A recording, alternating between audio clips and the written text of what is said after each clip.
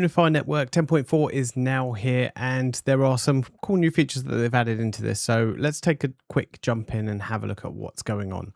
So we have UniFi Network 10.4, which has been added. So we have WAN insights and Wi-Fi airtime visibility. What this does is this expands the dashboard visibility with new airtime, multicast, and WAN health insights, along with improved and 5G monitoring, enhanced connectivity details, SLA visibility, and utilization metrics. So we can see all of this on here, and to expand the 5G and cellular connection, you do need firmware 7.4.1 or newer.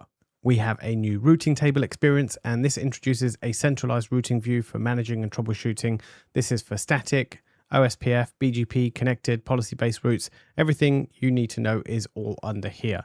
So it's a unified fib table that provides visibility into routes, destination, next hops, interfaces, metrics, routing sources, etc. So one easy, clear place for you to be able to see everything. There's a whole bunch of improvements down here as well. I'll go through some of them, but feel free to pause, and I'll also leave a link to this down in the description also as well for you to take a look. But we have some tags in the device columns. We have installation date now, which will be quite useful for some devices so we can see when it's there. There's a warning about data usage before running a speed test on the 5G WAN. There's an IPv6 detection banner on the dashboard now. That's part of 5.1.8. There's some power sources.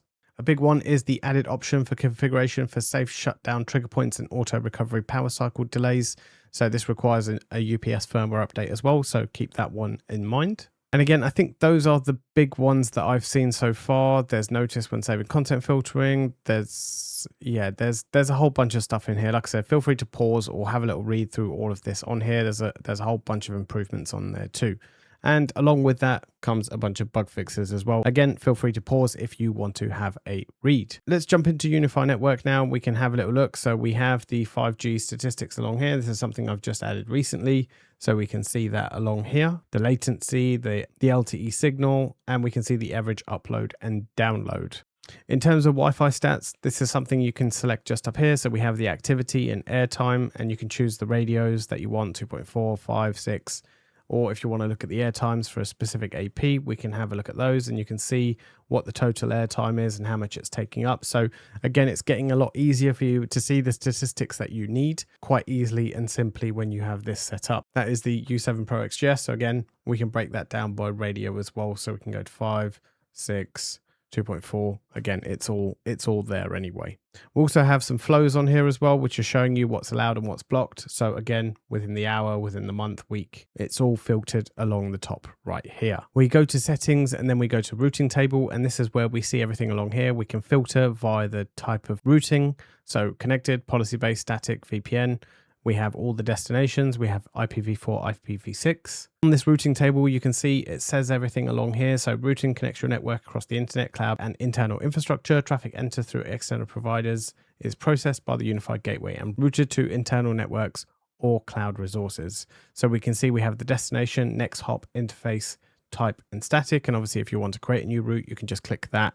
And if I move myself out of the way quickly, you can see what device you want to choose, what the router ID is, and some of the ones. So that's OSPF, we have BGP, we have static, and we have policy based. And if I show you the install date, we can see that is in the customized column. So you have to select it, but it actually shows you all the installs date of everything that you have right here.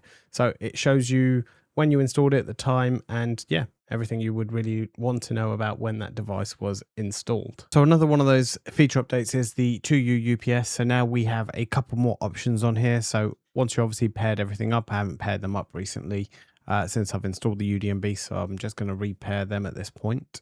You have a trigger point for safe shutdown when the battery runtime is remaining. So when it reaches 5 minutes, and you can do that all the way up to 15 minutes. Currently, the estimated time is 65 minutes, currently based on my load that I have on there at the moment. But the maximum is, when it gets to 15 minutes left, it will then start shutting everything down. You can leave that all the way up to 2 minutes if you want. Or in terms of auto recovery power cycle, you can add a delay before power cycling to allow the devices to completely safely shut down. So you can wait a minute all the way up to 10 minutes. So it can definitely shut down and then bring everything back up that it needs to.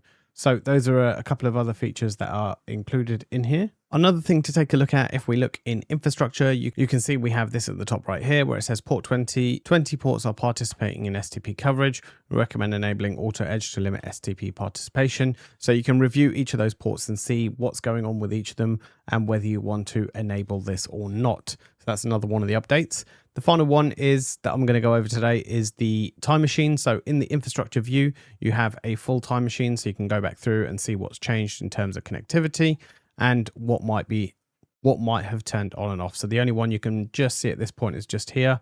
We can see that has gone offline just there. And if I scroll back through, you can see it was online. So that's the only thing that I have that's changed in my network this morning. That is pretty much all the updates I have for you in this. Let me know your thoughts down in the comments below. For now, this is InsideWire, and I'll see you in the next one.